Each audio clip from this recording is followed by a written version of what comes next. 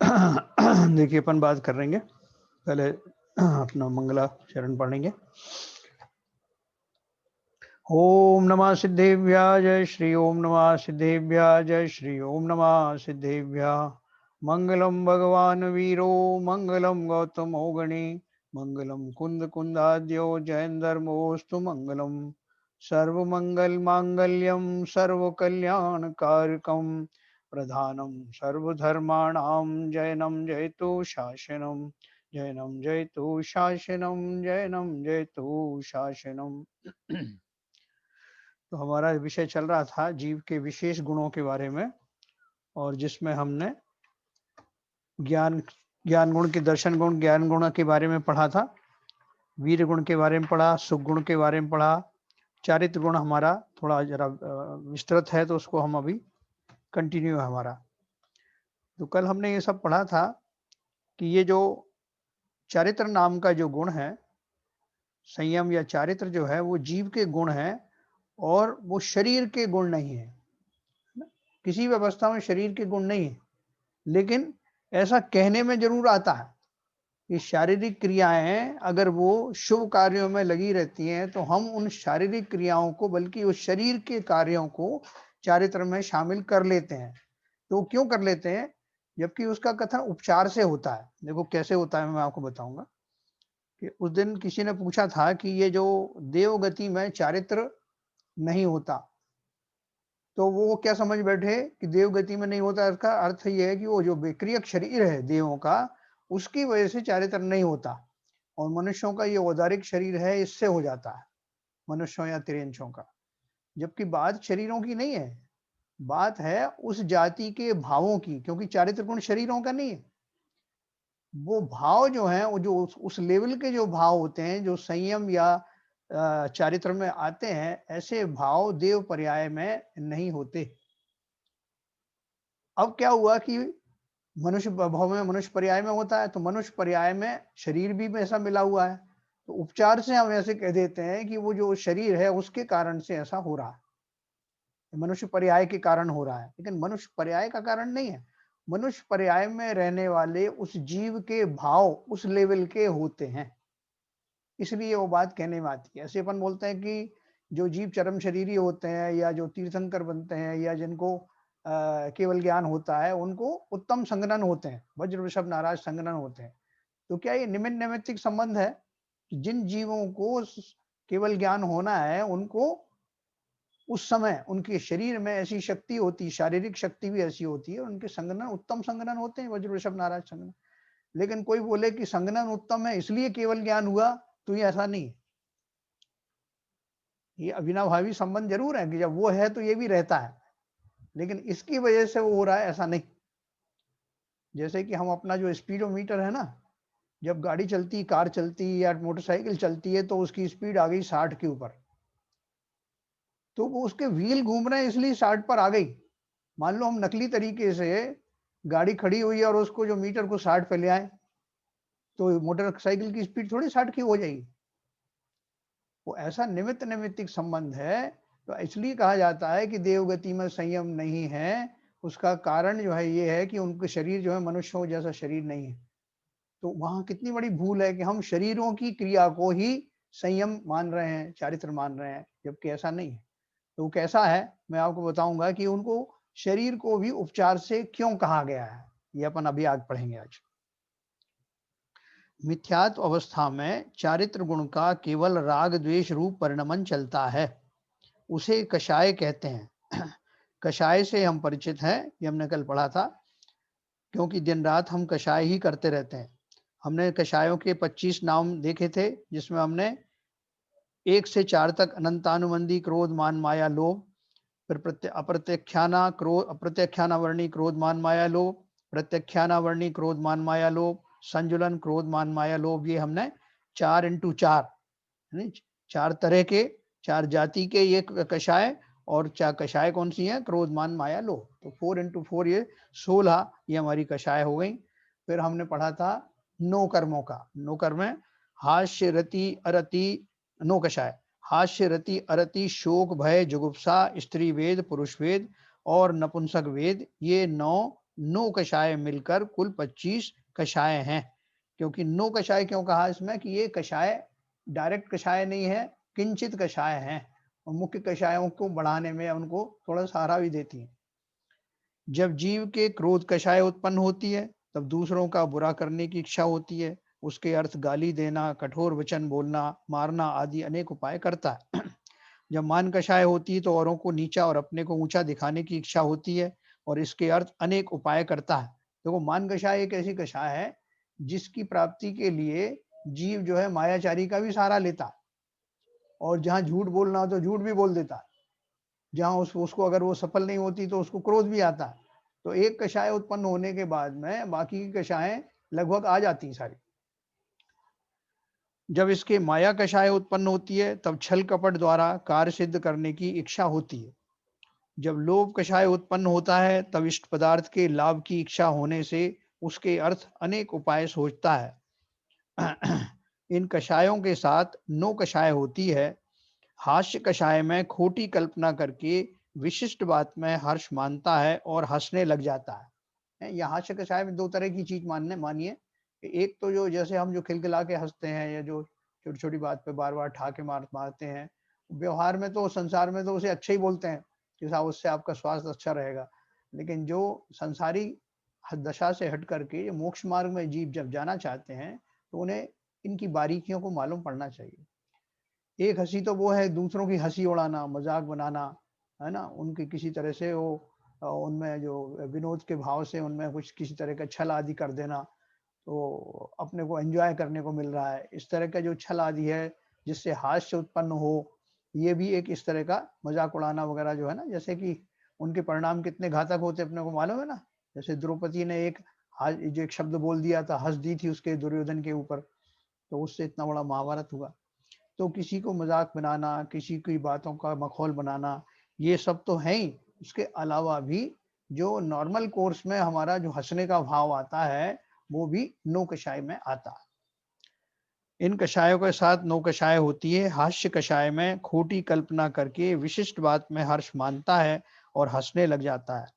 रति कषाय में इष्ट वस्तु में अति आसक्त होता है। जो जो जीवों को मोक्ष मार्ग की ओर बढ़ते हैं उनमें गंभीरता बढ़ती चली जाती है, क्षुद्रता कम हो जाती है, तो वो उस अपेक्षा से भी इसको लेना।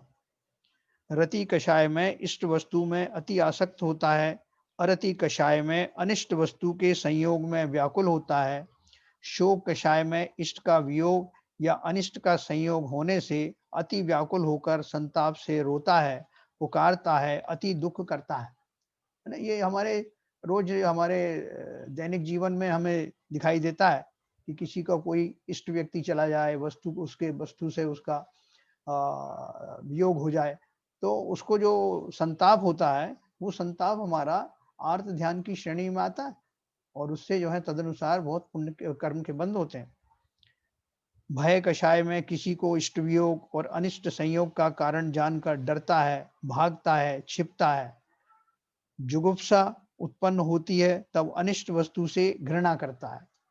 तीनों वेद कषायों में काम भावना जागृत होती है। इसे वेद कहते हैं ना, स्त्री वेद, पुरुष वेद, नपुंसक वेद।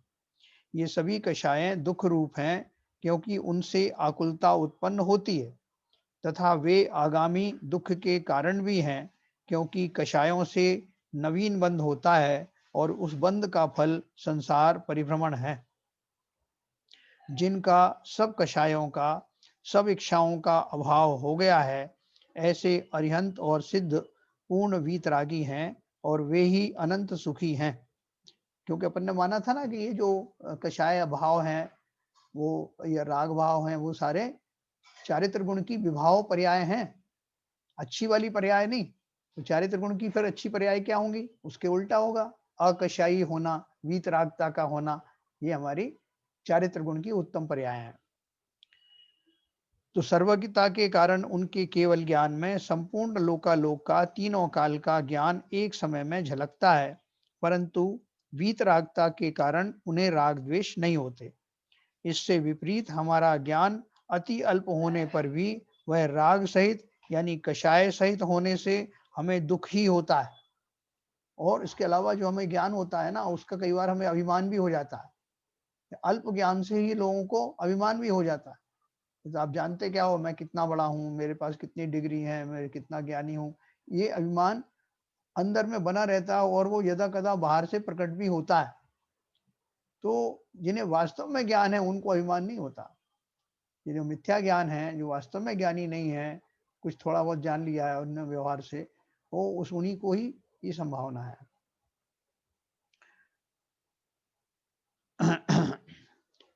जब तक इच्छा पूर्ण नहीं होती तब तक आकुलता यानी दुख होता है। सच देखा जाए तो दुख इच्छा से होता है, कषायों के कारण होता है, परंतु हम परद्रव्य को सुख दुख का कारण मानकर निरंतर राग द्वेष करते रहते हैं। ये बहुत इंपॉर्टेंट बात है। संसार में जो कुछ भी घटित होता है, सभी शास्त्रों में और इवन जैन दर्शन के अलावा दूसरे दर्शनों में भी ये बात भली भांति कही गई है कि मेरे सुख दुख का कारण वास्तव में मैं ही हूँ, हर तरह से। कैसे? वर्तमान में अगर मैं उन प्रसंगों को देखकर जो मेरे जीवन में जो घटनाएं घटित हो रही हैं, उनको देख कर के अगर मैं सुखी दुखी ना हूं, तो कोई कारण नहीं है कि मुझे कोई दुख पहुंचा सके। अब बात दूसरी है कि वो प्रसंग मेरे जीवन में क्यों आए, या ऐसे व्यक्ति वस्तुएं मुझे क्यों मिली जिनसे मुझे दुख होता है। तो वहां तो मेरा वो नहीं, गलती नहीं है ना। बोले आपकी ही गलती है। ज्ञानाथ राय जी ने बोला ना, तय कर्म पूरब किए खोटे, सहे क्यों नहीं जिए रा, अति क्रोध अग्नि बुझाए प्राणी, साम्य जल ले सियरा। पहले उन्होंने सब बोला ना कि कोई गाली दे तुम्हें, कोई मारे पीटे, ये सब कर दे, वस्तु छीन ले, तब भी क्रोध नहीं करना। क्यों नहीं करना? तो फिर नीचे से छोटी सी लाइन कह दी उन्होंने कि तय कर्म पूरब किए, तूने ही तो ये सब कर्म किए थे। ये जितने प्रसंग तुम्हारे जीवन में आ रहे हैं, वो सब आपने ही उनका निर्माण किया है, संस्कारों के रूप में, कर्मों के रूप में। और अब जब वो आ गए हैं तो आपको तो सुखी खुश होना चाहिए। क्यों? कि अब समय आ गया है कि वो अब निर्जरित हो जाएंगे। लेकिन निर्जरित कब होंगे? कंडीशन क्या है उसकी? जब मैं उन पर कोई रिएक्शन नहीं करूंगा, उन्हें अपनी भूल जैसा मानूंगा, और जिनके माध्यम से वो प्रकट हुई हैं उनको अपना उपकारी ही मानूंगा, या समता भाव रखूंगा कि ये तो बेचारे कौन है, ये तो निमित्त हैं, ये इंस्ट्रूमेंट हैं, इनके द्वारा मेरे किए गए कर्म जो हैं यहाँ दिखाई दे रहे हैं, और ये बहुत अच्छा मौका है। अगर मैं उनको समता से सह लूंगा तो इन कर्मों की निजरा हो जाएगी और आगे भविष्य में मुझे ये कष्ट नहीं देंगे। ऐसा भाव ज्ञानी को आता है। अज्ञानी तो उनको उनमें उनसे द्वेष करने लगता है जिनके माध्यम से आया, और नया नया कर्म मान लेता है। साम्य जल ले से सीरा, समता रूपी ठंडा जल लेकर के क्रोधाग्नि को बुझा दो।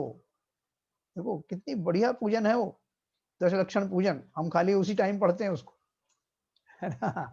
तो देखो आगे बात करते हैं अपन कि दुख से दुख इच्छा से होता है, कषायों के कारण होता है, परंतु हम पर द्रव्य को सुख दुख का कारण मानकर निरंतर राग द्वेष करते रहते हैं। और ज्ञानियों को तो ऐसी राग द्वेष इच्छाएं नहीं होती उनको, इसलिए उनको जो है इस तरह के बंध भी नहीं होते। ऊपर हमने अनंतानुबंधी आदि चार चौकड़ी के नाम देखे। अब संक्षेप में उनका स्वरूप देखते हैं। कषायों की तीव्रता या मंदता के अनुसार ये भेद नहीं है, परंतु उनकी जाति ही भिन्न भिन्न है। अपन क्या समझते हैं कि अनंतानुबंधी जैसे जो अप्रत्यख्यानावर्णी जो है उससे कम डिग्री वाला होगा, प्रत्यख्यान वाला उससे भी कम डिग्री वाले होंगे, और संजुलन वाले उससे भी कम डिग्री वाले होंगे। तो यहाँ डिग्री की बात नहीं है, उनकी तीव्रता मंदता तो जो है लेश्याओं के माध्यम से प्रकट होती ना। कृष्ण लेश्या, नील लेश्या, पद्म लेश्या, पीत लेश्या, ये सब होते हैं ना। तो वहां उनका डिग्री होती है, और यहाँ जो है उनकी जाति अलग है। जैसे मैंने आपको समझाया था उस दिन कि जैसे किसी से किसी का झगड़ा हो जाए तो जो ज्ञानी है वो कैसे टैकल करेगा और अज्ञानी कैसे टैकल करेगा, उनके भाव ही अलग होंगे। वो अपनी बातों के द्वारा, अपनी तर्क शक्ति के द्वारा ज्ञानी उनको समझाने की कोशिश करेगा, दो चार लोगों को इंटरवेंशन करा देगा, और जैसे भी बनेगा। जो साधारण तरीके हैं जिनमें किसी तरह की हिंसा नहीं है, वो तरीके अपनाएगा। जबकि जो मूर्ख है, जो अज्ञानी है, वो तो हर तरह की हिंसा पे उतारू हो जाएगा, किसी का तर्क सुनने को तैयार नहीं होगा। तो ये अलग अलग जाति की जो है वो कषाय हैं। वो जाति अपन पढ़ते पढ़ते अपने को क्लियर होंगी। मिथ्यात्व दशा में जीव के अनंतानुबंधी आदि चारों कषाय कषाय चौकड़ी विद्यमान रहती है। अभी हमारी चारों चौकड़ी है, खाली हमें अनंतानुबंधी नहीं, बाकी की 3 भी हैं। एक निकल जाएगी तो बाकी 3 बचेंगी, ऐसे रहेगा। अनंतानुबंधी कषाय के कारण जीव को अतत्व श्रद्धान होता है, अर्थात जो तीव्र कषाई हैं उन्हें सत्य तत्वों का श्रद्धान हो ही नहीं सकता। आत्मा की ओर वास्तविक धर्म की चर्चा में उन्हें तीव्र अरुचि एवं चिढ़ रहती है। अब देखो, बहुत सारे जीव आपको ऐसे मिलेंगे जिनसे आप आत्मा की चर्चा कर भर दो तो उनको ऐसा तकलीफ होगी कि जैसे गाली दे दी हो, जबकि हम सब आत्मा ही हैं। वो नहीं मानते ऐसे। जो जीव आत्मा को मानते हैं, आत्मा की चर्चा करते हैं, उनसे वो द्वेष करते हैं, उन्हें कोई दूसरी कैटेगरी का मानते हैं, दूसरे लोग का मानते हैं। और उनका मानना क्या है कि हमारा काम तो इस शरीर से जितने भक्ति आदि हो सकते हैं वो करना है, और जब तक हम श्रावक हैं हमें यही करना है। आत्मा के बारे में सुनना, जानना, देखना, पढ़ना ये हमारा काम नहीं। और मुनियों के पास भी जाते हैं तो मुनि तो सब तरह की बात करते हैं, वो आत्मा की बात भी करेंगे, पुण्य पाप की भी बात करेंगे। तो उनमें से ऐसे जीव वो आत्मा की बात को तो छोड़ देते हैं और उसमें से वो सेंटेंस पकड़ के लाते हैं जहां आत्मा की चर्चा नहीं, और फिर वो कहेंगे कि महाराज ने देखो ये बताया था। वो महाराज ने तो आत्मा की बात भी जताई है, लेकिन वो उसको इग्नोर कर देंगे जानबूझ के, क्योंकि उसमें उनका इंटरेस्ट नहीं। तो ये उन जीवों की बात हो रही है। वो क्या सोचते हैं, हमें ना तो आत्मा के बारे में पढ़ना चाहिए, ना हमें जानना चाहिए, ये काम महाराजाओं का है। अब महाराज कौन बनते हैं और कैसे बनते हैं? महाराज तो श्रावकों में से बनते हैं ना, और भली भांति जानते हैं, भली भांति उनको वस्तुओं को समझते हैं। वस्तु स्वरूप को समझने के बाद जब यथोचित वैराग्य होता है तो पहले श्रावक धर्म धारण करते हैं। श्रावक धर्म भी में ऐसा नहीं है कि वो शरीर आश्रित हो। वो अगर इस कंफ्यूजन में रहते हैं कि नहीं श्रावक धर्म जो है शरीर आश्रित है और मुनि धर्म जो है वो आत्मा का धर्म है, तो ऐसा भी नहीं, क्योंकि सब जगह आत्मा का ही तो मामला है। हम सब जीव ही तो हैं। कोई भी ऐसा व्यक्ति बता दो जो आत्मा से रहित हो। अगर हम ऐसा मानने लगे कि हम आत्मा से रहित हैं तो फिर हम जीव हुए नहीं ना, क्योंकि जीव आत्मा को ही तो कहते हैं। और उनकी तीव्र अरुचि होने के कारण शास्त्र सभाओं से चले आते हैं। ऐसी पुस्तकें या पूजन कोई पढ़े जिसमें कि आत्मा के संबंधी चर्चा हो तो नहीं सुहाता। ये उनके तीव्र अशुभ कर्म का उदय चलने के कारण ये इस तरह की बात होती है। देखो उन्होंने यही लिखा है अनंतानुबंधी कषाय के कारण जीव को अतत्व श्रद्धान होता है, अर्थात जो तीव्र कषाई हैं उन्हें सत्य तत्वों का श्रद्धान हो ही नहीं सकता। आत्मा की और धर्म की चर्चा में उन्हें तीव्र अरुचि एवं चिढ़ रहती है। ऐसा जीव कुदेव, कुगुरु, कुशास्त्र का सेवन भी करने लग जाता है। तो ज्यादा जो कोई इस तरह की चर्चा उनको सुनने को मिले तो वो इतना बोर हो जाएगा कि वो कुगुरुओं की शरण में चला जाएगा कि ये ठीक है। इसलिए उन्हें स्पष्ट लिखा है कुदेव, कुगुरु, कुशास्त्र का सेवन करने लग जाता है। मिथ्यात्व और अनंतानुबंधी कषाय वैसे हाथ में हाथ मिलाकर चलते हैं, दोनों एक दूसरे को पूरक है। देखो हमने 2 गुण पढ़े थे ना, एक गुण पढ़ा था हमने ज्ञान गुण, एक गुण पढ़ा था दर्शन गुण। तो दर्शन गुण और चारित्र गुण, मोहिनी के 2 भेद हैं। मोहिनी कर्म के 2 भेद हैं। पहला है श्रद्धा गुण, यानी मिथ्या श्रद्धा अगर है, और चारित्र गुण यानी मिथ्या चारित्र, अनंतानुबंधी कषाय। ये दोनों साथ साथ चलती है। जिस समय जीव मिथ्यात्व में होता है, अर्थात उसका श्रद्धा गुण मिथ्या होता है, उस समय उसकी जो कषाय होती है वो अनंतानुबंधी होती है निश्चित ही। ये उनका कोरिलेशन है। अगर मैं कहूं कि आपके अनंतानुबंधी कषाय हैं तो इसका मतलब मिथ्यात्वी है, या कहें मिथ्या दृष्टि व्यक्ति है तो इसका मतलब कि उसकी कषाएं जो है इस जाति की अनंतानुबंधी की हैं। तो वो दोनों साथ साथ चलती हैं। मिथ्यात्व और अनंतानुबंधी कषाय हाथ में हाथ मिलाकर चलते हैं, अर्थात दोनों एक दूसरे के पूरक हैं। सच्चे देव गुरु शास्त्र का स्वरूप समझकर उनके गुणों के प्रति भक्ति करने से, प्रयोजन भूत तत्वों का चिंतन मनन करने से ये कषाय और मोह मंद पड़ते हैं, है ना। अभी मुझे इन कषायों को दूर करना है ना, तो पहले तो वो मंद होंगी। मंद होने के लिए क्या बोला? सच्चे देव शास्त्र गुरु का स्वरूप समझकर उनके गुणों के प्रति भक्ति करने से, प्रयोजन भूत तत्वों का चिंतन मनन करने से ये कषाय और मोह मंद पड़ते हैं और तब जीव सम्यक दर्शन के लिए पात्र बनता है। अभी तो हम एलिजिबल ही नहीं है सम्यक दर्शन के, योग्यताएं चाहिए ना। सम्यक दर्शन प्राप्ति की योग्यता क्या है कि जिन जीवों ने सच्चे देव गुरु शास्त्र का स्वरूप समझा पहले, और समझने के बाद उस पर श्रद्धान किया, श्रद्धान करने के बाद फिर वो जो हमारे 6 द्रव्य और 9 तत्व बताए हैं उनके ऊपर श्रद्धान करना, ये कैसे हुआ, यही तो हमारा पुरुषार्थ है। जब वो हम कर लेंगे तब हम जो है सम्यक दर्शन प्राप्ति के योग्य बनेंगे, उनका स्वरूप समझने के बाद। ऐसा जीव जब आत्मलीनता का पुरुषार्थ करता है तब आत्मानुभव होता है ना। अब जो बहनें जो सब्जी है वगैरह बनाती है ना, तो वो पहले उसको उतना गर्म कर लेंगी, रोटी बनाना तो तवा जो है उतना टेम्परेचर आ जाएगा, तब वो उसकी पलटी करेंगे, तब समझेंगे कि अब ये है पकने वाली है। ऐसी सब्जियां बनाएंगी तो उसमें देख लेती हैं, उसको टटोल के देख अपने एक्सपीरियंस से कि अब सही समय आ गया, अब इसमें जो है सब्जी डाल दी जाए, अब उसका तेल गर्म हो गया। इसी तरह से हमारा जो परिपक्वता आने के बाद ही निश्चित हो करके जब हम वो माल परोसेंगे, कौन सा, जो हमने अभी ग्रहण किया, देव शास्त्र गुरु का सच्चा स्वरूप जान करके, तत्वों का सच्चा स्वरूप जान करके जब हम चिंतन में बैठेंगे तो अवश्य ही सम्यक दर्शन होने लगेगा, होगा, सम्यक दर्शन के परिणाम आने लगेंगे। तो ऐसा जीव जब आत्मलीनता का पुरुषार्थ करता है तब आत्मानुभव होता है, अर्थात सम्यक प्राप्त होता है और अनंतानुबंधी कषायों का अभाव होता है। तब उस चारित्र गुण की पर्याय को स्वरूपाचरण चारित्र कहते हैं। देखो अभी 3-4 आपको टर्म्स बताऊंगा, क्योंकि कभी ना कभी तो अपन को टर्म्स भी सीखने ही है।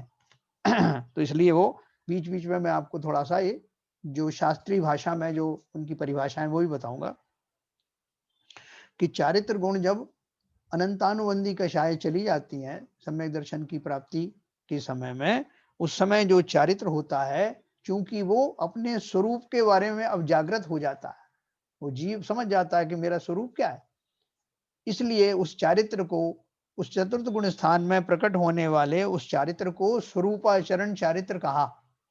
जैसे कल बाबूजी कह रहे थे कुछ ना कुछ तो है ही नाम उसका, तो नाम है, इसी को सम्यक्त्वाचरण चारित्र भी कहने में आता है। ऐसे सम्यक्त्वी जीव को अब 3 चौकड़ी कषायों का सद्भाव रहता है। 3 चौकड़ी बची ना, अप्रत्यख्यान कषायों के कारण किंचित भी त्याग तथा व्रत नहीं होते। तो सम्यक दृष्टि तो हो गया, लेकिन अभी उसको उस जाति के भाव नहीं आ रहे कि नियम संयम आदि धारण करूं संकल्प पूर्वक। वो अभी तो कहता है, जैसे हम में से बहुत सारे लोग कहते हैं कि भाई साहब ऐसा है कि हमने नियम तो नहीं लिया रात्रि भोजन त्याग का, लेकिन हम जो है शाम को 6 बजे तक अपना भोजन कर लेते हैं। ये बहुत अच्छी बात है, ये वो निर्धारित कर लिया कि सूर्यास्त से पहले पहले भोजन कर लूंगा, लेकिन मैं संयम नहीं ले पा रहा हूँ, नियम नहीं ले पा रहा हूँ, तो कहीं ना कहीं हमें कचास है, थोड़ी थोड़ी कमजोरी है चारित्र में। कभी देखो ऐसा है कोई प्रॉब्लम आ जाए, कभी कोई आ जाए, तो फिर मैं नियम ले लूंगा तो बंध जाऊंगा, ऐसे भाव रहते हैं। कभी खाने में आ गया, किसी ने आग्रह किया, रात्रि भोजन के नहीं, सभी तरह के नियमों में अब सम्यक दृष्टि जीव हो गया है तो उसको ये तो समझ में आ गया कि रात्रि भोजन का त्याग क्यों करना चाहिए। सम्यक दृष्टि तो खैर करता ही नहीं है, लेकिन बाकी के जो जीव भी हैं, अभी सम्यक दृष्टि के वो संकल्प पूर्वक जो उसके जो अनुव्रत आदि हैं उन्होंने धारण नहीं किए, उसको उस जाति के भाव वो चाहता है लेकिन अभी आ नहीं रहे, है ना। ऐसा नहीं कि वो नहीं चाहता, जो सम्यक दृष्टि किस बात का, उसको तो तीव्र इच्छा होती है कि कब नियम संयम धारण करूं, लेकिन अभी कर्मों की ऐसी अवस्था समझिए, वो कषायों की जो अपन कषाय के ऊपर नाम लगा देते हैं ना, कषाय वास्तव में क्या है, मेरे ही तात्कालिक भावों की वो दशा है। जिस समय अपन ने कल बात करी थी ना कि जिस समय मेरे भाव नियम संयम धारण करने के बिल्कुल पक्के हो जाएं, तो उस समय समझ लो कि ये अप्रत्यख्याना वर्ण कषाय चली गई। जब तक वो है तब तक ऐसे भाव नहीं बनते, या जब तक ऐसे भाव है तब तक ये मान लीजिए कि वो आपकी कषाय चल रही, दोनों तरफ से।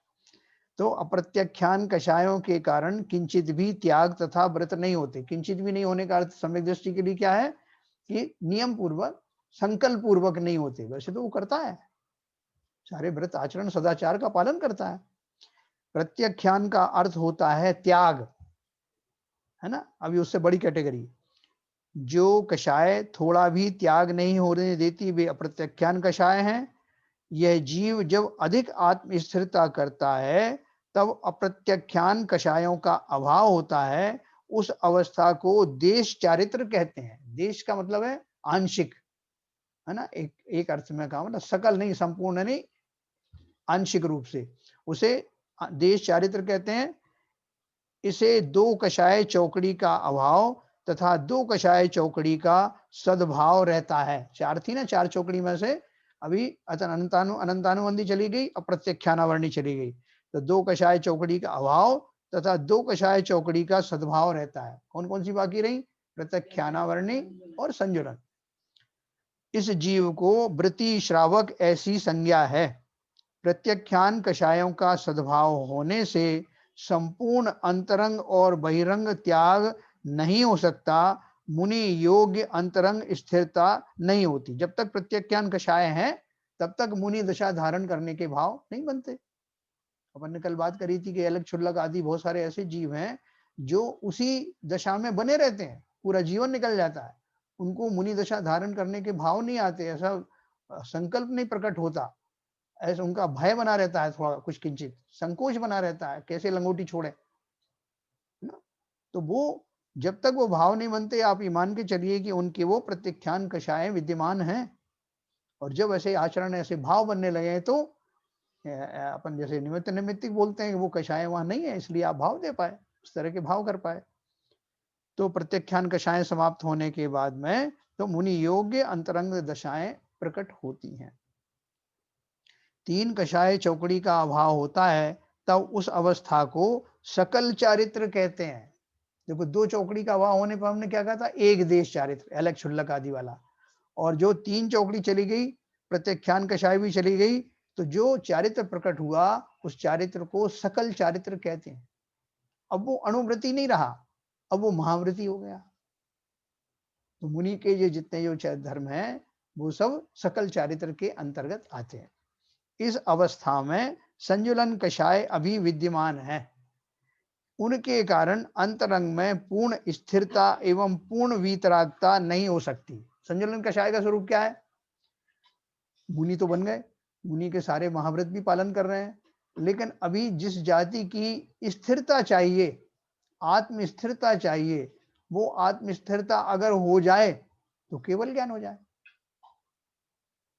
लेकिन वो स्थिरता अभी नहीं आ रही है। इसी का प्रयास तो मुनिराज अपने पूरे जीवन भर करते रहते हैं। उनका वो टारगेट है। क्या टारगेट है? कि एक अंतर मुहूर्त तक अगर जीव आत्मा में स्थिर हो जाए तो केवल ज्ञान प्रकट हुए बिना ना रहे। अब वो इतनी बड़ी साधना है। वास्तव में साधना तो वहां से शुरू होती है, अभी छोटी मोटी साधना तो कुछ नहीं है, तो तैयारी समझो आप। वो जो साधना है उसमें किसी किसी को तो इतना उत्कृष्ट स्थिरता आ जाती है कि उनको 6 दिन में केवल ज्ञान हो गया, किसी को 12 साल में हुआ है, किसी को जो है 1000 साल लग गए। वो कंटिन्यूअस जो है ना, उस लेवल की आत्म स्थिरता के लिए ही योगी ध्यानस्थ होते हैं, ध्यान का अभ्यास करते हैं, उस ध्यान में लगा रहे। उसी के लिए 22 परिचयों का पालन करते हैं कि मेरा ये ध्यान टूटे नहीं, अनवरत चलता रहे। ऐसी परिस्थितियों में भी जहां उसके टूटने की शंका रहती है, वहां भी ना टूटे, उसके लिए तब धारण करते हैं कि ऐसी परिचय आ जाए तो मेरा ध्यान टिके डिगे नहीं, वो कंटिन्यूटी बनी रहे, इसके लिए वो सब करते हैं। देखो, असली तो मेरा काम अभी बाकी है, अभी तो मैं तैयारी कर रहा हूँ मात्र। और अपन यही डगमगा जाते हैं कि भाई साहब कौन से होगा, ये श्रावक धर्म बता दिया आपने, और अभी आपने इलक शुल्लक बनना ही बड़ा मुश्किल काम है, और आप तो मुनि की बात करने लग गए और केवल ज्ञान की। अरे केवल ज्ञान हमारा अंतिम जो लक्ष्य है ना, तो उसके लिए तैयारी क्यों नहीं करेंगे? छोटी मोटी शादी ब्याह के हमारे यहाँ छोटा सा कोई फंक्शन होता है तो हम कितनी तैयारियां करते हैं, और खेद खिन्न नहीं होते उसके लिए, बड़े खुश, बहुत रुचि पूर्वक। लेकिन इतना बड़ा काम मैं करने जा रहा हूँ, इस संसार से निवृत्त होने जा रहा हूँ, अपनी दशा को प्राप्त करने जा रहा हूँ, अपने अनंत गुणों को पूरी तरह से डेवलप होता हुआ देखना चाहता हूँ, सुख की प्राप्ति करना चाहता हूं, आकुलता से रहित होना चाहता हूं, तो इसके लिए ये तैयारी क्या है? पूरे मनोयोग से करूं, मैं तो पूरा जीवन लगा दूं। अब मेरे पास और है क्या? किसके लिए करना मुझे? किसके लिए तो मायाचारी करना है, किसके लिए माया जोड़नी है, ये सब यहीं छोड़ जाना है। इस शरीर की जितनी परवाह करी, ये भी सब छूटने वाला है। इसे छोड़े बिना तो हमें मुक्ति होने वाली नहीं। देखो, उसके प्रति हमें तीव्र रुचि आनी चाहिए कि अब मेरे काम के लिए कुछ नहीं पड़ा। जैसे हमारा एग्जाम आता ना, जैसे हमने तिमाही एग्जाम पास कर लिया, छमाही के लिए फिर तैयारी कर रहे हैं, फिर जो हमारा सालाना हो या डिग्री प्राप्ति वाला जो आखिरी एग्जाम हो, तो पूरी ताकत लगा देते कि भाई साहब अब तो डिग्री मिलने वाली है, तो लगा दो, पूरी एक रात की बात है, हैं? और यहाँ हमने कितनी रातें यूं ही बेचैनी में बिताई, दुखों में बिता दी। लेकिन उन रातों का की संतति, उनकी जो चली आ रही है धारा, दुखों की धारा, इच्छाओं की धारा, कषायों की धारा, इसे समाप्त करने के का साहस अब तक नहीं हो पाया, लेकिन अब होगा। तो देखो आगे क्या बोल रहे हैं। मुनि अवस्था में 28 मूल गुण पालन करने का जो राग है, वह इन संजुलन कषायों का ही रूप है। कुछ ना कोई राग है ना, लेकिन उत्तम किस्म का राग है मुनियों को। संसारिक वस्तुओं का प्राप्ति करने का तो कुछ है ही नहीं वहां। मैं मुनि धर्म का, मुनि आचरण का भली भांति पालन कर पाऊं, ऐसा जो राग है वो हल्की कषाय है, लेकिन है। उसके कारण जो है आत्मस्थिरता नहीं होती। अभी भी प्रवृत्ति रूप से संयम हो रहा है, निवृत्ति रूप से नहीं हो रहा। जिस समय जीव निवृत्ति रूप से आत्मस्थिरता करता है, तो ध्यान, ध्याता और ध्येय तीनों एक हो जाते। सोचो वो क्या अवस्था होगी। अंतरंग स्थिरता बढ़ते बढ़ते जीव जब पूर्ण रूप से अंतरंग में लीन हो जाता है, पूर्ण वीतराग होता है, तब संजुलन कषायों का भी पूर्ण अभाव होकर यथाख्यात चारित्र प्राप्त होता है। चारित्र गुण पूर्ण शुद्ध अवस्था को प्राप्त होता है ना। कर्मों की 85 प्रकृतियां वो लास्ट में जाती, ठीक है ना। तो वो भी अपन पढ़ेंगे कि कैसे जाती हैं और कौन सी प्रकृतियां रह जाती हैं। चारित्र गुण की पूर्ण शुद्धता को प्राप्त होता है। ऊपर के संपूर्ण विवेचन से एक बात ज्ञान में आती है कि कषाय या राग करते करते वीतरागता नहीं होती। तो भाई साहब थोड़ा कषाय भी कर लेंगे, साथ में थोड़ी वीतरागता भी रख लेते हैं। एक जेब में राग रख लिया, एक में वीतरागता रख। राग भी कौन सा वाला? ये अपना संसारी वाला। तो बोल रहे हैं कषाय करते करते वीतरागता नहीं होती, अपितु कषायों का अभाव करके वीतरागता होती है। शुभ या अशुभ राग दोनों कषाय ही हैं। शुभ राग करते करते वीतरागता की प्राप्ति नहीं होगी, ऐसी पूर्ण प्रतीति, पक्का विश्वास, दृढ़ श्रद्धा पहले होनी चाहिए। शुभ राग तो छूटते नहीं है, परंतु बढ़ती हुई वीतरागता के साथ उच्च क्वालिटी के शुभ राग होते रहते हैं, है ना। क्या बता रहे हैं। मुनि दशा प्राप्त होने के बाद भी जीवों को शुभोपयोग होता है। उस शुभोपयोग की क्वालिटी क्या है? उत्कृष्ट तरह की होती है, जिसमें अनंत सिद्ध आदि के प्रति उनका चिंतन आदि चलता है, अपनी आत्मा का चिंतन चलता है, और सारे प्रशस्त जाति की चलती हैं। तो उसमें शुभ राग तो छूटते नहीं है, परंतु बढ़ती हुई वीतरागिकता के साथ उच्च कोटि के शुभ राग होते रहते हैं। जो 7वें गुणस्थानधारी मुनिराज हैं, अब उनका समय आ गया है कि उनको श्रेणी आरोहण करना है, यानी गुणस्थान और ऊपर के बढ़ाना है। 7वें के बाद 8वां 9वां ये गुणस्थान, ये श्रेणी के गुणस्थान है। 8 9 10 12 13 14। तो ये जो सब श्रेणी के जो आरोहण वाले जो गुण हैं, अपने गुणस्थान हैं, उन गुणस्थानों के आने में 7वें गुणस्थान के अंतिम समय में उनके शुभोपयोग समाप्त होने लगते हैं और वीतरागता बढ़ने लगती है। देखो स्थिति क्या आ गई, ट्रांजिशन स्टेज क्या आई। 7वें गुणस्थान के अंत तक शुभोपयोग का मैक्सिमम पीक आ जाती है, और उस पीक के फलस्वरूप उत्कृष्ट पुण्य भी बंद होता है, जिसके फलस्वरूप बहुत सारी चीजें मिलती हैं बाह्य में, जिसकी उन्हें परवाह नहीं।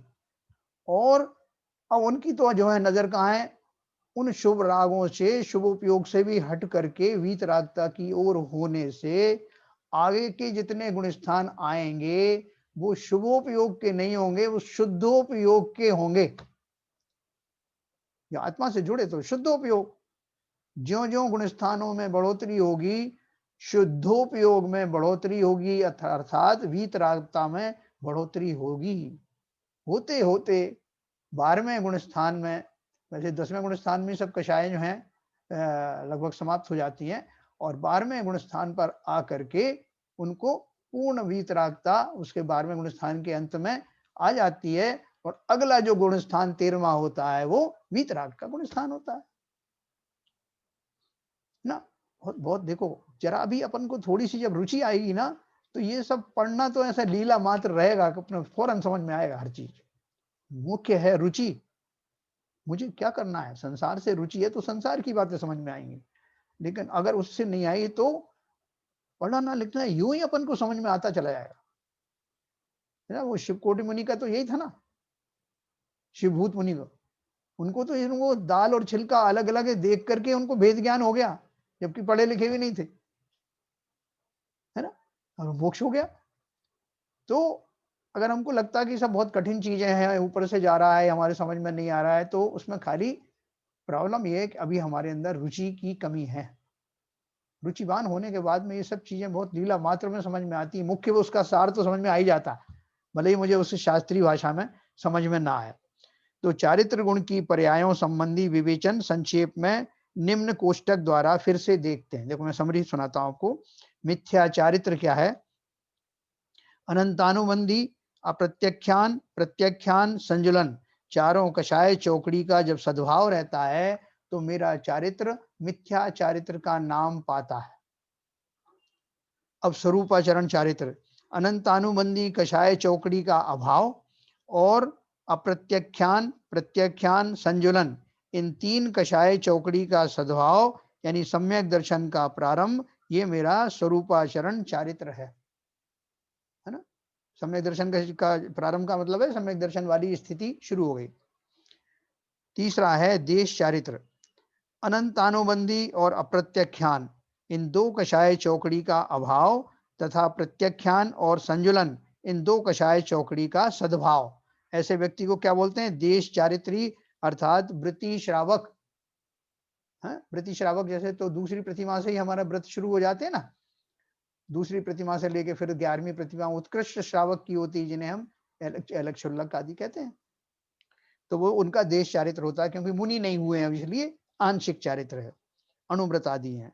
फिर तीसरा है सकल चारित्र, अनंतानुबंधी, अप्रत्यख्यान, प्रत्यख्यान, तीन कषाय चौकड़ी का अभाव तथा संजुलन कषाय चौकड़ी का सद्भाव, इसे मुनि दशा कहते हैं।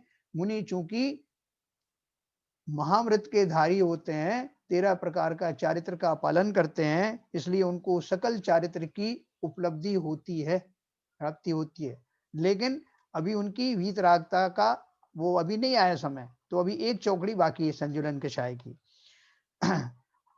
अब चौथा कैटेगरी है यथा ख्याल चारित्र, ये हमने वो शांति पद प्रदर्शन पढ़ा था ना, जब भी हमने पढ़ा था यथा ख्याल चारित्र नाम का, ये भी संयम का वो पढ़ा था। चारों कषाय चौकड़ी तथा अन्य सभी 9 कषायों का पूर्ण अभाव, पूर्ण वीतरागता की प्राप्ति, इसको यथा ख्याल चारित्र कहते हैं, है ना, जो अरहंत दशा में प्रकट होता है। हास्यादि 9 कषाय हैं, वे क्रम से मंद होते होते यथावकाश उनका भी अभाव हो जाता है। उनका क्रम विस्तार भय से यहाँ नहीं लिखा है, यह विषय हमें अभी कठिन लगता है, परंतु आगे चलकर कर्म, गुणस्थान आदि विषय जब पढ़ेंगे तो हमें तुरंत समझ में आ जाएगा। ये सभी इंट्रोडक्शन है। उक्त सभी बातों का पता चलने पर अब हमारी समझ में आएगा कि मिथ्यात्व अवस्था में केवल बाह्य व्रतों का अंगीकार करने से या बाह्य त्याग करने से अनंतानुबंधी आदि कषायों का अभाव नहीं होता, परंतु उसके अर्थ सम्यक दर्शन प्राप्त करके आत्म स्थिरता करना एवं वीतरागता प्राप्त करना, यही एकमेव उपाय है। क्या बताया उन्हें? मिथ्यात्व अवस्था में हमने अगर बाहरी व्रत आदि धारण कर लिए तो उनसे, या त्याग कर दिए तो उनसे हमारा काम चलने वाला नहीं, उनसे हमारे अनंतानुबंधी कछाए जाने वाली नहीं, क्योंकि हमने ऊपर ऊपर के धारण करे हैं, ना तो उनका स्वरूप समझा है, ना वैसा अंदर से उनके दूर करने के ऐसे भाव आए हैं। तो वो जैसे भाव आएंगे, जब उस तरह की जाति के भाव आएंगे, तभी सम्यक दर्शन प्राप्ति के हम पात्र बनेंगे, और तभी हमें वो वीतरागता की ओर हम अग्रसर होंगे। तत्वार्थ श्रद्धानम सम्यक दर्शनम, ऐसी सम्यक दर्शन की परिभाषा है। ये प्रयोजन भूत तत्व कौन से हैं और उनका श्रद्धान करना यानी क्या करना, ये बातें आगामी पत्र में की जाएंगी। कि अभी हमें बस इतना बाकी रह गया है कि अब सम्यक दर्शन प्राप्त करने के लिए हमें क्या करना है। ठीक है, तो अभी मैं आपको सबको अनम्यूट करता हूँ। जिसको कोई भी प्रश्न हुए हों अभी तक खड़े, अपन उनकी चर्चा करते हैं। बोलिए साहब। सर, आपने कहा कि कुछ लोग ऐसे हैं जिनको आत्मा में विश्वास नहीं, तो क्या अपने जैन धर्म में या हिंदू धर्म में कोई ऐसे लोग होते हैं जो आत्मा को नहीं मानते हैं? मेरे ख्याल से क्योंकि मुस्लिम्स हैं या क्रिश्चियंस हैं, वो लोग शायद उनको आत्मा में वो नहीं है। बट जैन धर्म और हिंदू संस्कृति में तो मुझे लगता नहीं कि कोई ऐसा इंसान होगा जिसको आत्मा में रुचि नहीं होगा या जो आत्मा को नहीं मानता है। देखो, शास्त्र भरे पड़े हैं। हमारे जैन सिद्धांत की बात कर रहा हूं मैं। उन जीवों के उन दर्शन की तो बात ही नहीं कर रहा है जहाँ आत्मा नाम की कोई चीज नहीं है। मैं उन्हीं की बात कर रहा हूं जो आत्मा का स्वरूप जिनके दर्शन में बताया गया है। उनमें से बहुत मेजॉरिटी है, ऐसा नहीं कि थोड़े बहुत हों, बल्कि उल्टा है। जिन्हें आत्मा में रुचि है, जो आत्मा के स्वरूप को जानना चाहते हैं, उस जाति के नियम संयम आदि पालन करना चाहते हैं, वो गिनती के हैं। ये बहुत अच्छी बात है कि आपको ऐसा लगा कि शायद ऐसे होते ही नहीं होंगे। ये दिखाता है कि आपको कितनी रुचि है। आपको अभी ऐसे लोगों से पाला नहीं इसलिए नहीं पड़ा कि वो ऐसे जीव या तो जो है मंदिर आदि आएंगे ही नहीं। कितने लोग हैं जो मंदिर नहीं जाते, और अगर आएंगे भी तो वहां पर खाली अपना उतना ही क्रियाकांड करके चले जाएंगे। चलो वो भी ठीक है, उन्हें समय नहीं मिलता, लेकिन अंदर से रुचि हो सकती है। लेकिन बहुत से ऐसे हैं उनको उसकी तरह की रुचि भी नहीं होगी, बल्कि द्वेष होगा। इसलिए बुंदेलखंड में एक वो कहावत है ना, वो कहते हैं कि कर्म बंध के कारण से क्या होता है, चार चीजें होती हैं। के ऊँघे के उठ भगे, के उठ घर के जाए। या तो उसको ऊँघ आने लगेगी, नींद आने लगेगी, और या किसी से लड़ाई करने लगेगा, या घर चला जाएगा। ये बुंदेलखंड में एक कहावत है। जिन्हें आत्मा की रुचि नहीं होती वो तीन कैटेगरी करेंगे। तो अभी आप किसी और से भी पूछेंगे अपन कि उनको इस तरह के जीव मिले क्या, तो बाबूजी से भी बात करते हैं। बाबूजी संक्षेप में बता देंगे आपको, फिर अपन आगे बढ़ेंगे। बाबूजी थोड़ा संक्षेप में बताइए कैसे जीव होते हैं क्या जिन्हें आत्मा की रुचि नहीं होती। आत्मा और क्रिया ये अलग अलग चीजें हैं जी। एक्चुअली में क्या है, जो अब तक जितनी भी जो बातें बताई जाती हैं उसमें हम लोग ये कहते हैं कि आत्मा की बात तो केवल जो मुनि महाराज है वही कर सकते हैं, क्योंकि वो मोक्ष मार्ग पर चल चुके हैं। हमें तो मोक्ष मार्ग पर चलना है, इसलिए हम तो अब केवल क्रियाकांड में रहेंगे। तो जो लोग क्रियाकांड में ही विश्वास रखते हैं इसी से हमारा मोक्ष हो जाएगा, आत्मा से कोई लेना देना नहीं है। अधिकतर लोगों की संख्या, ऐसे ही लोगों की ज्यादा संख्या है जो क्रियाकांड में विश्वास रखते हैं। हम उसके लिए लड़ मर जाएंगे। अभी अभी आपने देखा होगा कि अभी सांधारा के लिए भी लड़ाइयां हो जाती हैं। कभी कभी कहते हैं कि मैं पहला अभिषेक करूंगा, कभी कहते हैं भगवान के ऊपर उसने ये पंचामृत क्यों कर दिया, कभी कहते हैं ये क्यों कर दिया। ये सब चीजें जो हैं, ये वे लोग हैं जो क्रियाकांड में विश्वास रखते हैं और वो समझते हैं कि इसी से हमारा मोक्ष है। वस्तुतः बिना आत्मा के शुद्धिकरण के, बिना वीतरागता के आए हम मोक्ष मार्ग पर जा ही नहीं सकते। यह सिद्धांत रखना बहुत ही कम लोग हैं जो इसका सिद्धांत रखते हैं। ये मेरा मतलब ये नहीं है कि इसका सिद्धांत रखते हैं तो क्रिया न करें। क्रियाओं के करना जरूरी है। वो जरूरी इसलिए है कि हमारा जब तक क्रियाएं नहीं करेंगे, जब तक हमारा सिद्धांत नहीं होगा, तब तक हम इस पथ पर नहीं चल सकते, आत्मा को नहीं समझ सकते। लेकिन केवल हम क्रिया ही करते रहें नहीं और आत्मा की तरफ ध्यान ही ना दें तो भी हमारा काम हो नहीं सकता। तो मेरा निवेदन इतना ही है कि जो भाई साहब का जैसे अभी कहा कि आत्मा का जानना बहुत जरूरी होगा और जरूरी है, लेकिन ये लोग बहुत कम हैं। और जो लोग ये समझते हैं कि हम आत्मा के बिना कुछ नहीं हो सकता, उनकी तो समझिए कि वो तो सम्यक दृष्टि समझ लो करीब करीब जो आत्मा को समझना चाहते हैं, जिनकी आत्मा में रुचि है, वो नियत समझ दृष्टि है। और जो केवल क्रिया कांडों में लगे हुए हैं, उनके लिए अभी भैया सम्यक दर्शन बहुत दूर है। ये समझना चाहिए। मेरा तो संक्षेप में ये निर्णय। बहुत बढ़िया, बहुत बढ़िया। पदमचंद जी, थोड़ा आप बताएं। बहुत बढ़िया बाबूजी ने बहुत बढ़िया बताया। पदमचंद जी हैं उधर? हाँ है। जैन साहब जी, हाँ बताएं। हाँ चलिए, देखिए, बाबूजी ने बहुत स्पष्ट बात बताई जी। और इसका मुख्य कारण ये है कि हम सभी लोग उस कैटेगरी में मोस्टली आते हैं, और उसका बेसिक कारण है हमारे संस्कार ही ऐसे पड़े हुए हैं जी। हमें संस्कार ही ऐसे दिए हुए हैं कि मंदिर जाओ, पूजा करो, ये क्रियाएं करो, इससे आपका पुण्य बंधेगा और आपका मोक्ष का रास्ता क्लियर होगा। मगर जैसा बाबूजी ने बताया कि ये सब क्रियाएं भी बहुत जरूरी हैं, क्योंकि ये उपकरण है, ये हमारे साधन है हमारे श्रद्धान को बढ़ाने के लिए।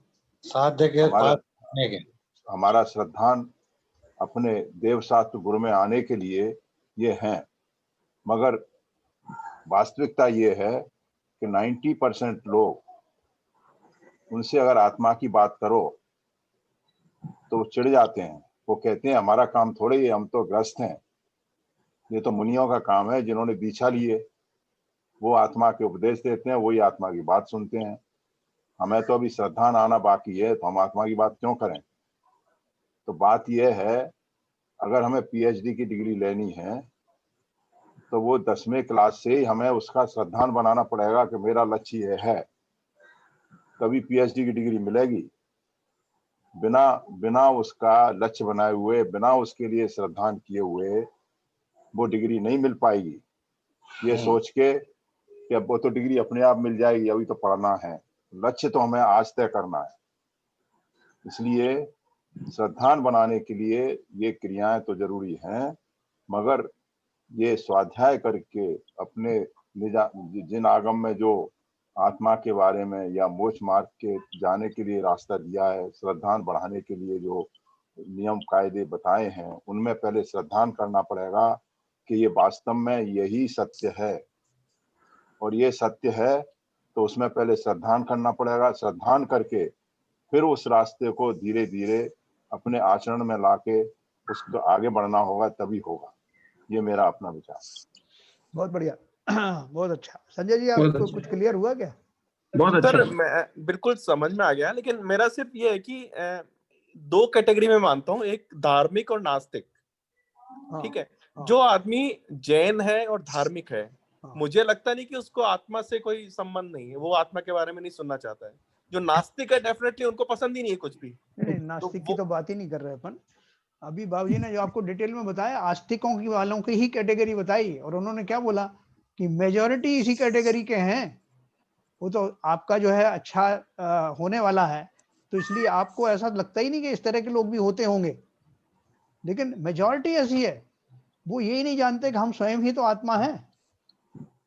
हम स्वयं आत्मा हैं। आत्मा की चर्चा करने से उनको ना तो भयभीत होने की जरूरत है और ना चिढ़ होने की जरूरत है। और शरीर जो मेरा है ही नहीं, जो मेरे कहने में नहीं है, जो मेरा स्वरूप नहीं है, उसकी क्रियाओं के हम जो है ठेका ले लेते हैं कि इनको तो मैं करूंगा साहब। अरे आप कैसे करोगे?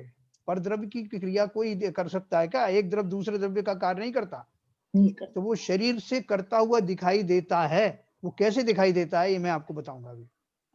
एक सेकंड बताओ संजय जी। अगर ऐसी बात न होती तो हमारे जैन समाज में दो फड़ नहीं हो जाते, कांजी स्वामी वाले और ये तेरापंथी वाले। 2 फड़ नहीं होते, क्योंकि 2 फड़ होने का तात्पर्य यही है कि वो केवल निश्चय को ही मानते हैं, आत्मा को ही मानते हैं। ये जो है केवल व्यवहार को ही मानते हैं। इसलिए सही ऐसे लोग जो व्यवहार और आत्मा को मानने वाले हैं वो बहुत कम है। हाँ, ये बताता हूं मैं, दोनों का व्यवहार और सामंजस्य। आत्मा को दोनों को मानने वाले बहुत कम है। केवल या तो व्यवहार को मानेंगे या केवल आत्मा को मानेंगे, इसलिए दो फल हो गए हैं। तो आपकी बड़ी अच्छी बात है, भगवान ने अच्छा, आपने बहुत सद्बुद्धि दी और बहुत ही आपने अच्छी बात कही कि ऐसे लोग आप तो कल्पना भी नहीं कर सकते, ऐसे लोग भी होते होंगे जो आत्मा के नाम से डरते हैं या कोई कहता। तो बहुत अच्छी बात है, आपने तो बहुत ही उत्कृष्ट बात कही है संजय जी। मैं आपका ऑनर करता हूं और आपका बहुत ही मेरी बहुत ही अच्छा लगा मुझे आपकी भावना सुनकर। तो देखो अपन को मुझे अपना, मुझे कुछ कहना था सर, विपुल बोल रहा हूँ। हाँ बोलो विपुल, बोलिए। मेरा ऐसा मानना है कि जानते तो हैं, जानते हैं, लेकिन जानने में और मानने में थोड़ा फर्क हो जाता है। हाँ, जब हम थोड़ी देर के लिए शास्त्र जी सुनते हैं या जब हम मंदिर जाते हैं या कुछ प्रवचन सुनते हैं, उस टाइम पे तो लगता है, लेकिन जैसे ही हम वापस अपने रूटीन दैनिक जीवन में जाते हैं, वहां पे कहीं ना कहीं भूल जाते हैं। जब हमें क्रोध आता है या हमारी कषाय हावी हो जाती है, इसलिए वो वहां पे डिफरेंस आ जाता है सम्यक दृष्टि और मिथ्या दृष्टि में। क्योंकि ऐसा नहीं है कि हम जानते नहीं, लेकिन मन से मानते भी नहीं है। अगर इतना होता तो हम जो है मतलब हम लोग भी या और भी लोग वो इतना ज्यादा मान सम्मान क्रोधित छोटी छोटी बातों पे नहीं होते, बिकॉज हमें पता है कि ये जो है मैं नहीं हूँ, ये मेरा अपमान नहीं हुआ है, मैं तो अलग हूँ। तो ये सब चीजें हमें हम जानते तो हैं, लेकिन वो इतना ज्यादा श्रद्धान में नहीं आ पाता कि हम जो है ना उससे अपने आप को पूरा अलग कर पाए। सबकी और डिफरेंट कैटेगरी, डिफरेंट लेवल होते हैं इंडिविजुअल्स के। तो दैट इज मेरा थिंकिंग। बिल्कुल सही कहा विपुल जी, चूंकि हमारे संस्कार ही ऐसे पड़े हुए हैं, हम करें क्या। नहीं, लेकिन अब देखो इसका उपाय कौन खोजेगा, ये बताओ। हम कोई दूसरों का इंतजार कर रहे हैं कि वो आए हमें और हमको पकड़ करके ले जाए। तो स्वयं को उपाय खोजना है, स्वयं को उपाय खोजना। जैसे अभी आपने, एक मिनट विपुल जी, जैसे आपने बताया, इसका मतलब क्या है कि हम सबको अवेयरनेस तो है, ये हम जानते हैं कि हमारी क्या दशा है, नंबर एक। दूसरा, उस दशा से हम क्यों निकल नहीं पा रहे हैं, ये भी हमको पता है। तो अब दोनों चीजें हैं। तीसरी चीज नहीं है, क्या नहीं है, कि हमको उस टाइप की रुचि नहीं है। इसका मतलब संसार में ज्यादा रुचि है। तो जब तक हम जो है इस चक्र को कैसे तोड़ें, उस चक्र को तोड़ने के लिए हमें थोड़ी सी रुचिवान होना पड़ेगा। जो हम जाते भी हैं, देखो अब ऐसा नहीं कि हम लोग जो धार्मिक जो अनुष्ठानों में नहीं जाते हैं, फंक्शन होता है, पंच कल्याणक उत्सव सब में जाते हैं, कितनी बार गए होंगे। अभी आप देखो सभी चैनल पे भरे पड़े हैं इस तरह के उत्सव, लेकिन कितने लोग ऐसे होते हैं कि उन उत्सवों में से के बीच में से आत्म तत्व की श्रद्धा करना, उसको खोजना, मैं कौन हूँ, मुझे सुख शांति कैसे मिलेगी, जब ये फंक्शन खत्म हो जाएगा तो मेरे अंदर फिर वो कषाय चलने लगेंगी, उनसे कैसे निवृत्त हूँ, ऐसे भाव कितने कम लोगों के आते हैं। तो उसको लाने का तरीका एक है कि पहले तो मैं ये मानूं कि संसार के सारे कार्य जो हैं ऐसे ही चलते रहने वाले हैं, और मुझे जब तक मैं रुचिवान नहीं होऊंगा तब तक मेरा कार्य कोई दूसरा करने वाला नहीं। हमारी प्रायोरिटीज जब तक नहीं बदलेंगी तब तक हम उस रास्ते पर नहीं आ पाएंगे। बाबू जी कुछ कह रहे थे। हाँ, बात मैं ये कह रहा था कि ये मिथ्यात्व और अनंतानुबंधी जी, ये जो अनंतानुबंधी जो चारित्रिकी पर्याय है, और ये मिथ्यात्व जो सिद्धा गुण की है, बराबर। तो ये दोनों में से दोनों एक साथ जाते हैं या कि मिथ्यात्व पहले जाता है। मिथ्या आपने देखो, अब कभी कल आपने भी तो बताया था, मिथ्यात्व पहले ही चला जाता है और चारित्र्य धीरे धीरे जाता है। लेकिन यहाँ पर जो है ना, जब सम्यक दर्शन होता है तो एक साथ होता है। हाँ, वही सम्यक दर्शन जब होता है तो मिथ्यात्व जब जाता है तो ये जो उसकी जो अनंतानुबंधी चौकड़ी भी चली जाती है साथ में। हाँ, वही। अच्छा संजय जी, ये जो बोल रहे हैं विपुल जी ने जो बोला, उसका जवाब आप दो जरा, कि ऐसा क्यों होता है हमारे, हम जानते हैं मगर हम क्यों नहीं मानते हैं। नहीं सर, जैसे ही हम स्वाध्याय करने लगे तो हमें एहसास तो हो गया सर, और तरीका भी हमें महसूस हो रहा है कि इस चीज पे हम कैसे कंट्रोल कर सकते हैं। तो आई थिंक एक बार अगर मुझे रियलाइजेशन हो गया है, मुझे पता लग गया क्या, तो धीरे धीरे प्रैक्टिस के बाद वो डेफिनेटली हम लोग उस लेवल पे पहुंच जाएंगे। Very good.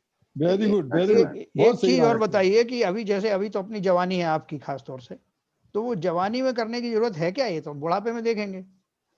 सर बहुत जरूरी है। और इनफैक्ट मैं बताऊं सर, मुझे जब मैं अभी 6-7 महीने से आपसे जुड़ा हूं, तो एक सोचने का तरीका बदल गया किसी भी सिचुएशन को, जी किसी भी सिचुएशन में जब आप फंस गए हो तो वो एक डिफरेंट डायरेक्शन मिल जाता है अपने आप कि इस चीज को, इस प्रॉब्लम को कैसे सॉल्व करना है।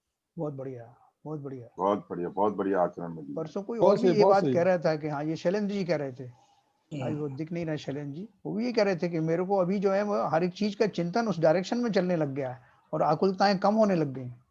पदम चंद जी का भी इसको व्यू ले लीजिए। बिल्कुल, आकुलता कम हो रही है, आकुलता कम हो रही है।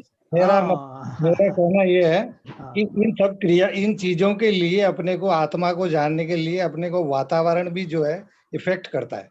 हाँ, भावों की शुद्धि बहुत जरूरी है साहब, भावों की शुद्धि बहुत जरूरी है। वैसा वातावरण आपको मिलेगा ना, हाँ, तो साधु संतों की संगति या इस गुरुओं की सानिध्य मिलेगा तो आपको जल्दी समझ में आएगा। और ये संसार में या घर परिवार में करके तुम आत्मा का चिंतन करोगे ना तो नहीं बैठता है दिमाग में।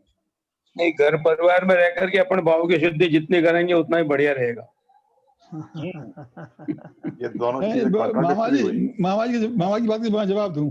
हाँ, मामा जी, बोलो। ये जो है, आप जब तक आप ये नहीं समझेंगे कि मैं क्या हूं और गृहस्थी क्या है, मैं घर में रह करके भी घर से अलग रह सकता हूं, जब तक आपको ये एहसास होगा कि मैं अलग हूं, मैं शरीर से भी अलग हूं।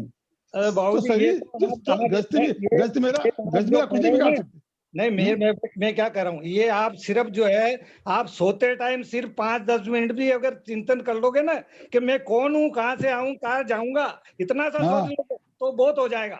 यही तो मैं कह रहा हूँ यार, यही तो हाँ। मैं भी कह रहा हूँ, यही तो मैं भी कह रहा हूँ जो तुम कह रहे हो। ये तो अभी कह रहे थे ना, सोच लोगे ना आप तो भी बहुत चिंतन आपका वो सोते टाइम तो भी हाँ, आपका अभी आप कह रहे थे ना गृहस्थ में रह के नहीं हो पाएगा, इसलिए उसका जवाब नहीं, दिया मैंने। भरत चक्रवर्ती के तो 96,000 रानियां थी, गृहस्थ में ही थे ना भरपूर, और कैसे उनको कपड़े फेंकते फेंकते जो है जैसी दीक्षा धारण करनी उन समय उन केवल केवल ज्ञान ज्ञान हो हो गया। गया। आप क्या केवल चाहते हो, कपड़े पहना के मोक्ष पे पहुंचाना चाहते हो क्या?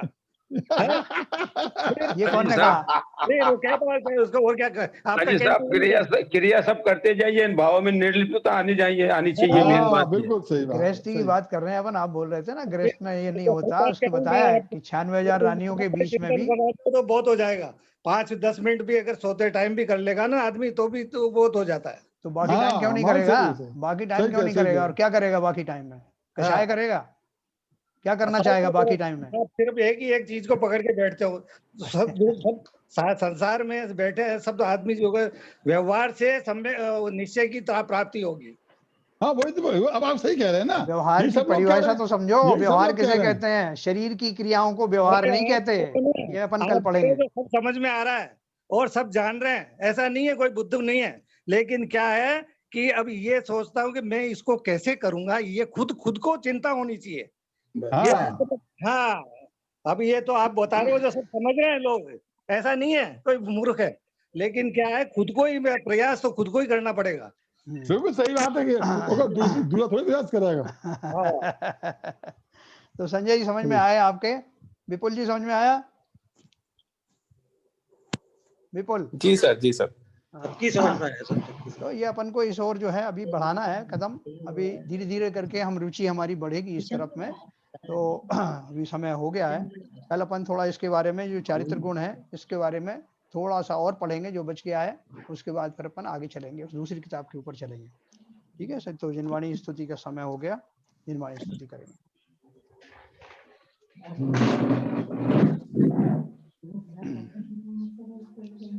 नित्यतम नाश वे को ज्ञान के प्रकाश वे को आप पर भास वे को भानु सी बखानी है। द्रव्य जान वे को बंध विधि भान वे को स्वपर पिछान वे को परम प्रमानी है। अनुभव बताए वे को जीव के जताए वे को कहु न सताए वे को भव्य और आनी है। जहाँ तहाँ तार वे को पार के उतार वे को सुख विस्तार वे को यही जिनवाणी है। ये जिनवाणी भारती तो ये जपूदन रहे जो तेरी शरण आ गए तो पा गए सुखी देव बजावर अंत को सृजन का लोक। तो वाणी मस्तक नमो सदा देते हैं दो, सदा देते हैं दो। जिन